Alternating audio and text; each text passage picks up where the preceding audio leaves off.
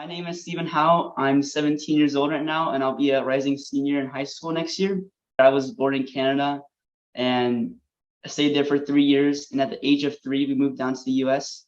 So that's really where my love for CES Canada and work with it started. So when I was in Canada, my parents and I, well, mainly my parents, they met Michael Fredrickson, who's the president of CES Canada, and he really helped my parents who immigrated from China to get used to Western life, adapt to Canadian culture, learn a lot of new things such as new language, English. So he really helped my parents get settled here in the Western Hemisphere and then just get used to life over here. So when I moved to the US at the age of 3, Michael also beforehand helped me with a lot of my own things growing up as a little kid here, telling me stories about Kenyan children, the animals there. I love the stories he talked about animals, such as giraffes, elephants, and stuff. But most importantly, the pictures he had with the Kenyan orphans in his hands. And when I moved down to the US, obviously we lost a little bit of that connection with Michael. So I wanted to keep that connection and support CES Canada just as a memory of Canada and him in my early life. I first started out when I was 10 years old doing the little stuff. So that includes donating $25 a month, which we've kept all the way through now. I'm 17 now. So that's a long time. But I started out going small with like small lemonade stands in my neighborhood.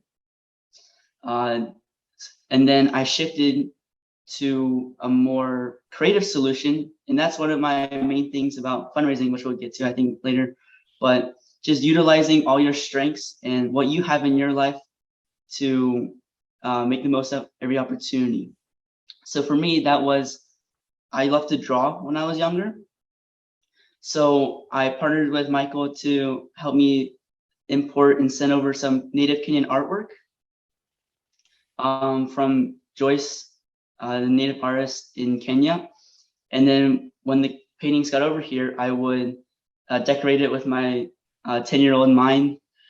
I drew the Red Cat logo, which is right here on the back of each painting, just to show that it's collaboration between a native Kenyan artist and a 10-year-old kid to sell those paintings in my communities. Then growing up, I played a lot of team sports, such as football and hockey for 9 years, which I'm still playing. So I transformed my birthday parties, my hockey team parties, all into fundraisers. So instead of asking for birthday gifts, I would allow them to potentially donate various amounts to CES. When I went to high school, my first year in high school, so freshman year, 9th grade, that was a couple of years ago, I got into t-shirt printing for my school. And so I partnered with Michael and CES to print t-shirts for CES Canada donors. I'm actually wearing one right now. I don't know if you can see it. So this is also one of the native paintings that Joyce made, and we put it on a t-shirt. And I make it myself here at home, upstairs with a heat press machine, buying the t-shirt blanks and the prints. And then finally, I love computer science, even though that might sound strange based on other activities I do. But I make tutorial series about educational videos in computer science on YouTube. And the profits from all of these things combined go to CES Canada just to help kids in Kenya for education. I plant in my backyard and sell them to my neighbors. So that's another good community way to spread the word. One thing for me is to stay true to yourself and your strengths.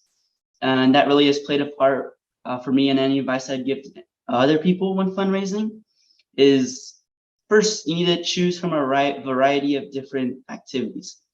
Because, and through personal experience, the first time you try to sell something, everyone will buy it, they'll fundraise for you, and they'll think it's a neat thing you're doing. But the second, third time, fourth time you do it, people are going to get less interested over time. So that would be example when I was younger, I would constantly do lemonade stands in my neighborhood, but obviously each time it'd go lower and lower. So you have to find a variety of different things. And they don't have to be super complex. Just find things in your daily life. For example, I love drawing. So I thought about getting native Kenyan drawings over here to the States and then fundraising them here. Just another main reason why I'm helping CES Canada is because, first of all, I'm a really multicultural kid. So I was born in Canada. I live here in the United States. My family roots are from China.